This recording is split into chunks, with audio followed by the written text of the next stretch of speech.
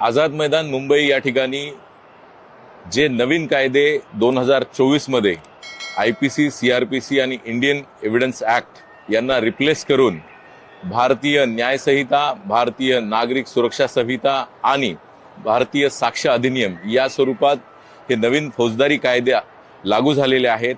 त्या संदर्भाने अतिशय लोकांसाठी तसेच पोलिसांसाठी महत्त्वाचे जे बदल, ज्या बदलातून victim centric criminal justice system एक प्रकारे अस्तित्वात नव्या रूपात आलेली आहे, ज्यामुळे पीडित किंवा विक्टिम यांच्यासाठी चांगले प्रोव्हिजन्स यामध्ये आलेले आहेत।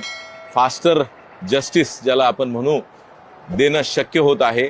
हे सर्व बदल या प्रदर्शनामध्ये दाखवण्यात आलेले आहेत।